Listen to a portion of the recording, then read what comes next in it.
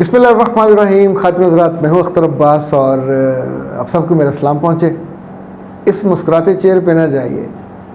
बाज़ दफ़ा इतने दुख देने वाले और इतने अज़ियतनाक वाक़यात और उनकी तफसील सुनने को मिलती है कि लिटरली बंदे का बुरा हाल हो जाता है। आज जो मैंने बात चुनी है उससे पहले ये एहतशाम भाई साहब का, वो कहते हैं मेरी उम्र 34 साल हो गई है, घर वाले शादी पे सोचते ही नहीं है। वो कहते तुम तो 24-25 साल के लगते हो और मुझसे छोटों की भी शादी हो गई है। एहतशाम साहब, ये आधा सच है। आधा सच ये होगा कि आप घर के कमाऊ पूत होंगे और जो समझदार भी हो, कमाने वाला हो, केयरिंग हो, उनके साथ आम तौर पे ये जुल्म और ज़्यादती माएँ करती हैं। मेरे पास 34 और 35 साल के कम से कम 3 लोगों की रिक्वेस्टें आई हुई हैं शादी के लिए।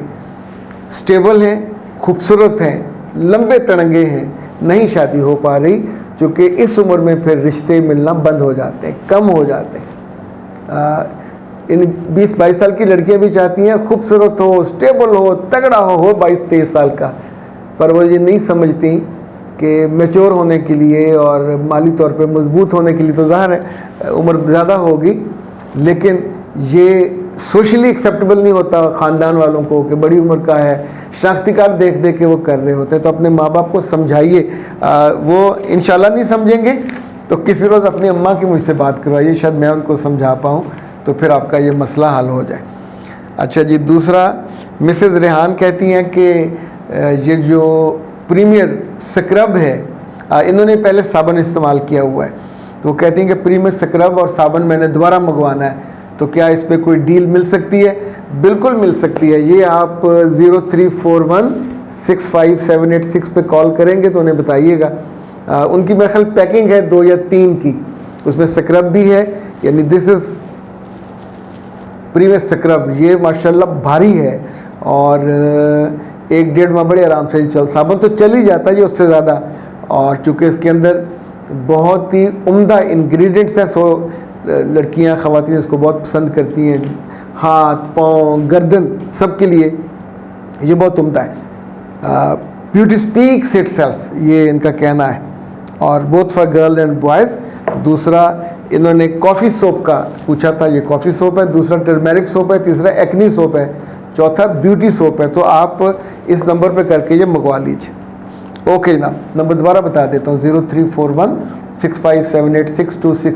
एक सवाल आया था जी, मैं अपनी जो क्लिप आपने कहा है 30 सेकंड का, ये 1 मिनट का, तो मेरे घर में कैमरा नहीं है बेटा। मैंने कहा था कैमरा ना हो तो अपने मोबाइल पे कर लीजिए, लेकिन मोबाइल पे जब वो रख के करें तो उसमें बहुत बड़ा ना हो, यानी पस मंज़र आपको फोकस करें, आपकी बात, आपकी आवाज़ आराम से पहुँचे, वो शोर वाले कमरे में ना हो, अलग कमरे में बैठ के रिकॉर्ड कर लीजिए।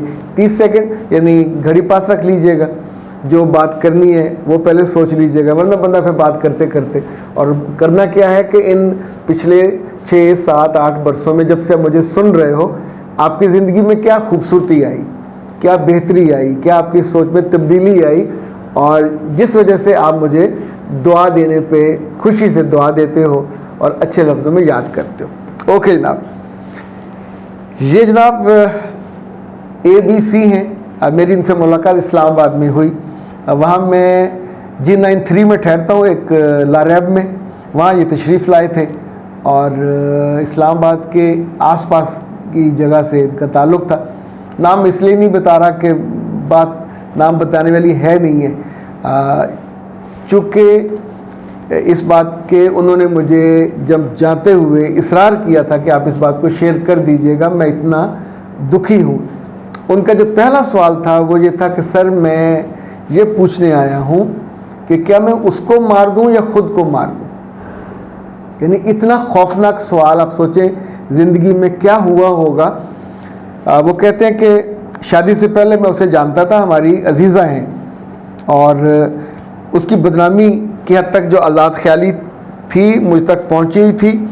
उसके किरदार के बारे में, अच्छे किरदार की कोई गवाही नहीं थी, मगर उसके माँ बाप मेरे माँ बाप के पाँव पड़ गए और मेरे माँ बाप ने उनकी मिन्नतों तरलों के बाद मुझे बिठा के कायल किया कि ख़ानदान की बच्ची है, उसको संभाल दो। तो जिस रोज़ मेरी शादी थी मैं यूं बैठा था स्टेज पे जैसे कोई मर्ग हो गई हो।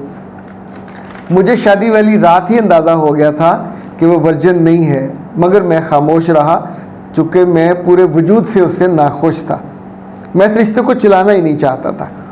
उसके माँ बाप के अलावा मेरे माँ बाप ने भी उसको ये समझाया और मशवरे दिए कि अगर तुमने शादी बचानी है तो जल्दी प्रेग्नेंट हो जाओ। तो वो मेरे ना चाहते हुए भी प्रेग्नेंट हो गई। वो औरत, चूँकि मुझे वो पसंद नहीं, उसका किरदार मशकूक था, सबूत मेरे पास कोई नहीं था। अब प्रेगनेंसी को तीसरा महीना तो हम डॉक्टर के पास गए।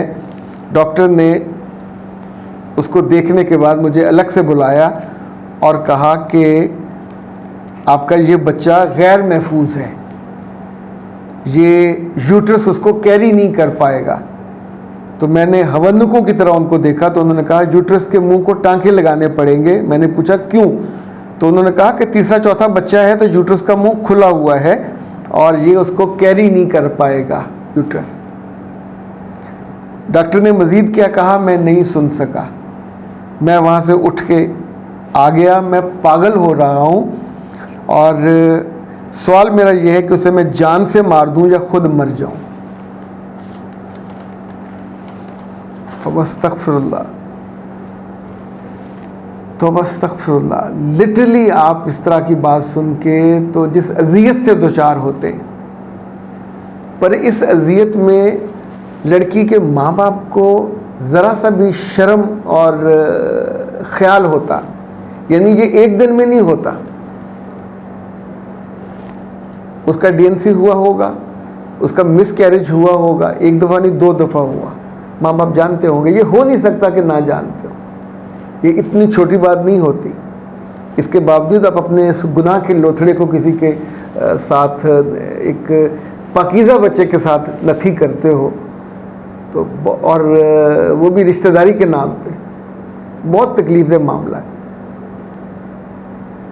मैंने उनको जो मशवरा दिया मैं इस वक्त आपको तो नहीं बता पाऊँगा, लेकिन मेरा जी चाहता कि आपसे मैं ये कहूँ कि अपने आसपास जीने वाली और बसने वाली इन बच्चियों पे ध्यान दिया करें। जब ये बेरा रवि के जंगल में जानवरों की तरह फिरने लग जाती हैं तो उसके बाद अपनी ज़िंदगी तो बर्बाद होती होती है, जिसके ये मत्थे लगती हैं या जिसके लड़े बांधी जाती हैं उसका हाल ये होता है।